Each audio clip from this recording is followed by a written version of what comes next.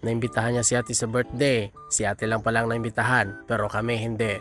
Pero sa kapal ng mukha namin, sumama kami para makikain. Oh yeah! One day, isang araw, nagpunta kami dito at may biglang umutot kaya natatawa ako. Balik tayo sa intro guys. One day, isang umaga at isang gabi, napakabilis ng araw kaya umalis na kagad kami. Hapon na kaming umalis sa bahay kaya nadaan kami dito sa Sicilia's Bukopay. Nadaan lang, hindi kami bumili dahil walang pera. Patuloy naming binabaybay hanggang nakarating kami dito sa Seoul, Korea. Ang bilis at nakarating din kami dito sa Premier Plaza. Dito lang yan sa Canada.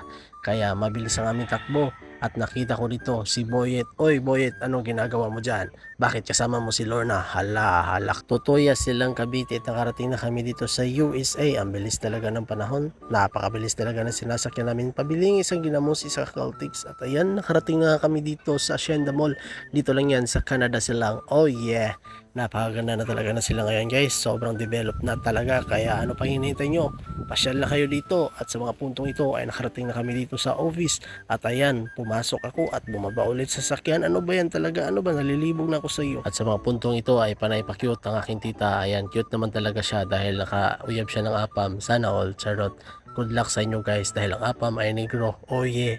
At sa mga puntong ito ay nakarating na kami dito sa Mendez. Ayan, sobrang bilis talaga dahil napakabilis talaga na sinasakyan naming Tesla. Charot lang guys, wala kaming Tesla. At ayan, pumasok na kami dito sa maliit na skinita dito sa Mendez. At ayan, napakalayo pa pala ng aming lalakarin. Ayan, ito, ano ba dito? Parang kalibangan naman itong naratingan namin At sa mga puntong ito ay nakarating na kagad kami dito sa mismong birthday ng anak ng kaibigan namin. At ayan, kain tayo ng kain, lamon ng lamon, halabira. Pagkatapos ng lamon, ayan, nahabilin na ang bukog at saka mumho na lang ng kanin ang habilin. Kaya sa mga puntong ito ay sobrang busdik na talaga na aktiyan ay burot na talaga. At sa mga puntong ito guys ay mabilis lang, talagang uuwi na kami, babalik na kami. Ako lang pala ang nauna.